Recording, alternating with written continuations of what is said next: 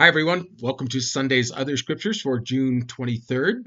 Our readings this Sunday, as is the case on many Sundays, have an Old Testament reading that connects to the gospel reading most strongly, and the psalm for the day is a little bit connected to those. And then it has an epistle reading that really isn't connected, and that's the one I'm going to preach on. But let me start with the ones that are connected.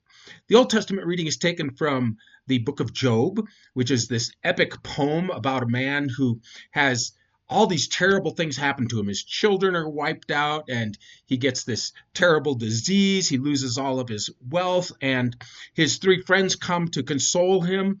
And then they do good for the first 3 days. They just sit with him, but then they have to open their mouths and say, Job, I wonder what you did to cause this calamity. Well, unbeknownst to any of them, this calamity has come upon him because Satan has challenged God and said, well, of course, Job loves you. He loves you because you give him all this stuff. Take away that stuff and he'll curse you. And God says, no, I have faith in Job. And Satan actually attacks Job to try to win the argument. And Job and his friends don't know that. So his friends open up their mouth and they say, you must have done something to deserve this, which makes this really this epic poem something that we can all relate to. Now, one of the interesting things about Job is that in the end, God does not answer Job's accusation. Job never does curse God, even though his wife tells him just curse God and die. He doesn't curse God. He curses the day of his birth, but he also demands an answer from God. And in the end, our Old Testament reading, God doesn't answer Job except to question him and say, where were you when I created the world? God does it in a very poetic, not technical description, but a very poetic description, a very human-oriented description of how the world was made. And so the point is that Job doesn't know as much as he thinks he does, which makes this always very relevant to us too, because so often we accuse God of things and it's out of our ignorance. And that's one of the big lessons of Job. Now, our psalm for the day, Psalm 124, is one that uses some of the same imagery. In this case, it's of those who have attacked Israel. It's a psalm of David, and he calls upon the people of Israel to praise God. He says that the Lord hadn't been on our side. Let Israel say, if the Lord hadn't been on our side, when people attacked us, they would have swallowed us alive.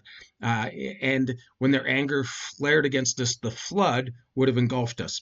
And this imagery is similar to the imagery used at the end of Job when God talks about bringing forth from the womb of the earth the waters and so on.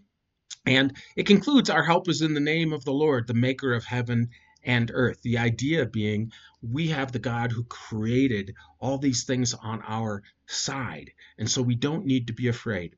And this is really directly related then to our gospel lesson taken from Mark's gospel. We this summer are doing a series of readings through Mark and Jesus' instruction of the disciples. And in this case, it's Jesus is in the boat. He's been working with the crowds all day. He's exhausted. He falls asleep. There's this tremendous storm that blows up on the lake. And the disciples are terrified. They think that they're going to drown, and they wake up Jesus and say, don't you care that we're going to drown?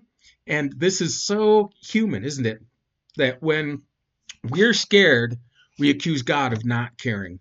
But of course, it's not that. It's that Jesus has faith in his Father. He knows what his destiny is. He's not afraid.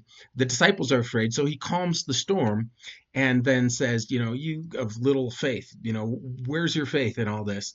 And the disciples are astounded. They say, who is this that's able to control nature, to calm the storm? Well, it's the same God that's describes himself in Job. It's the same God that poetically is described in the psalm. And the message for us, of course, is that we can trust God, that of course he cares for us, and of course he's in control. Not that he micromanages our lives or that there won't be bad things that happen to us, but we can't blame God for those things. His will be done.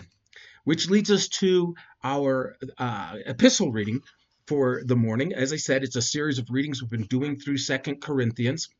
And 2 Corinthians is a letter that, for large parts of it, you could tell that Paul has been hurt and has been accused by the Corinthians. There have been these false teachers that have come that have attacked the credibility of Paul, and he's kind of clapping back on that. And he starts this passage by saying, as God's fellow workers, we urge you not to receive God's grace in vain. Well, we have to ask, what does that mean, receive his grace in vain? It means when you take it for granted or you don't apply God's grace and let it make a change in your attitude in your life. And, Paul quotes the scriptures, in the time of my favor, I heard you. He says, now's the time of God's favor. You need to appreciate his grace and grasp his grace now.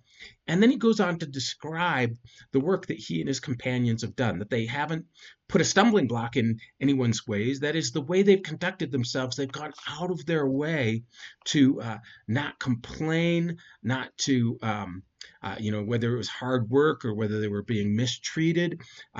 What drove them was they wanted to set a good example in response to God's grace so that others, specifically those Christians in Corinth, would accept God's grace, would accept this gift of salvation from Christ, even when they were attacked. He says, dying, and yet we live on, sorrowful, yet always rejoicing, poor, yet making others rich. It's a great description of the attitude of Christians who grasp God's grace to them and therefore resolve to be the best possible example so that others might be saved. And at the end of that, he says, as a fair exchange, we've opened our hearts to you. You open your hearts to us. Again, don't take this message of grace in vain, which, really does relate in some ways, I suppose, to Job, because Job has been given all these things by God. And when he loses those things, including his health, like all humans, he complains against God, doesn't curse God, but all of us are that way. We take God's grace in vain in the sense that when things are going good, we praise God. When things are not going good, we question God. We say, "Don't you care about me?" So that's really how I think these verses relate to each other. I hope it stimulates some great conversation. The Lord bless your study.